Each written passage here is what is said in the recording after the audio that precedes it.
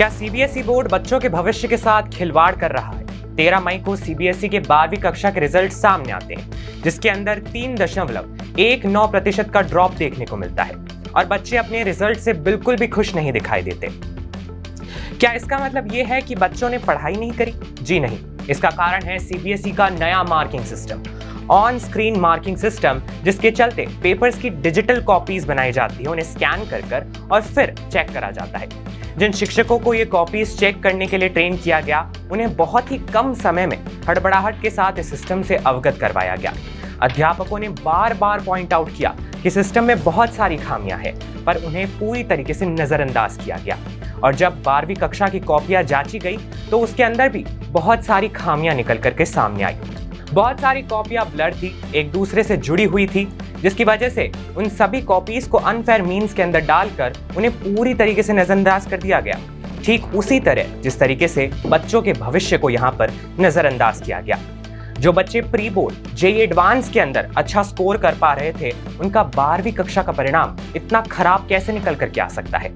Update India ने विशेष रूप से एक 12वीं कक्षा की छात्रा से बात करी। हाय, मेरा नाम स्नेहा है और इस साल मैंने क्लास 12 के एग्जाम्स दिए कि बच्चों की आंसर कॉपी ब्लर्ड है, उनकी कॉपी में पेजेस मिसिंग है, उनको एमसीक्यू तक में 0.5 की मार्किंग दी गई है। उसके बाद जो इन लोगों ने रिवैल्यूएशन के लिए पोर्टल निकाला था, वो बहुत रुक के चल रहा था, ऑलमोस्ट एक दिन तो बिल्कुल नहीं चला।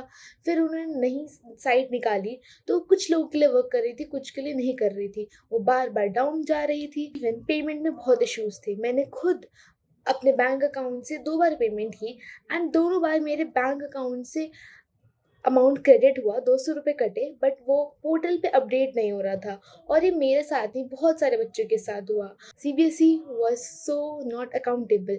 वो अपनी गलतियों को पहचान ही नहीं रहे थे। जिनको अपने मार्क्स चाहिए, क्योंकि वो मार्क्स मेरे हैं, सही अधिकार से मेरे हैं, तो ग्रेस मार्क्स मेरे लिए काफ़ी नहीं है। रिजल्ट का प्रभाव होने के बाद अगर आपके ये साइट काम नहीं करेगी तो इससे आप मेंटली और फ्रस्ट्रेट हो जाते हो। What I want from the system is accountability. आप गलतियां करो तो आप एक्सेप्ट करो, यू एक्सेप्ट कि हाँ, हमारे साइड से गलती हुई है, may be OSM was not the rightest thing to do for the students. We have to stand for the students, not fight against them. Students का future is not your joke.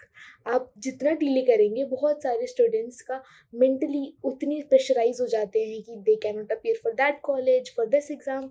ये सारी चीजें बताती है कि किस तरीके से सीबीएसई ने अपने ऊपर उतनी सारी उंगलियां नजरअंदाज कर दी है और बोर्ड ने फिर से घोषणा की है कि वो इस साल भी OSM सिस्टम का ही इस्तेमाल करेगा मार्किंग करने के लिए।